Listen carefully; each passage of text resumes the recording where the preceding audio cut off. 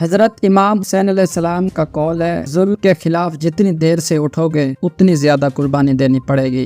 اسد عمر کہتے ہیں، ایک مقدمے میں ضمانت لینے آیا تھا تو پتہ چلا کہ 5 اور مقدمے درج ہو گئے۔ علیم خان کہتے ہیں، ہمارے اور پرویز خٹک کے نظریات ایک ہیں۔ عدنان عادل نے ٹویٹ کیا ہے، نون لیگ الیکشن میں تاخیر چاہتی ہے تاکہ لوگ اس کی لائی ہوئی معاشی تباہی، مہنگائی، بے روزگاری کو بھول جائیں۔ حبیب اکرم نے ٹویٹ کیا ہے، عمران خان کی نااہلی اور گرفتاری کا وقت گزر، IMF کی میٹنگ نے اس پر فل سٹاپ لگا دیا۔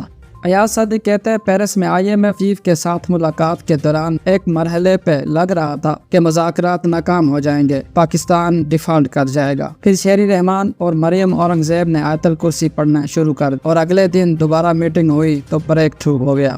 شہباز شریف، نواز شریف اور بیٹی بضد ہیں کہ تحریک انصاف پہ بطور جماعت پابندی لگا تاکہ وہ سرے سے الیکشن میں ہی حصہ نہ لے سکے۔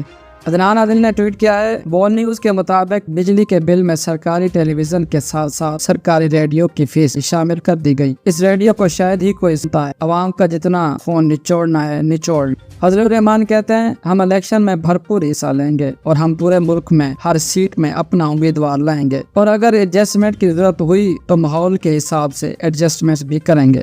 شیخ رشید کہتے ہیں، جس دن شہباز شریف پر فتح جرم لگنی تھی اس دن وزیر اعظم بن گئے، آج 15 مہینے بعد سارے کیس ختم ہو گئے۔ پاکستان میں 50 کروڑ روپے تک کی کرپشن جائز قرار دی گئی ہے، 16 ارب روپے کی کرپشن ہوا میں اڑ گئی، تحقیقات کرنے والے اللہ کو پیارے ہو گئے۔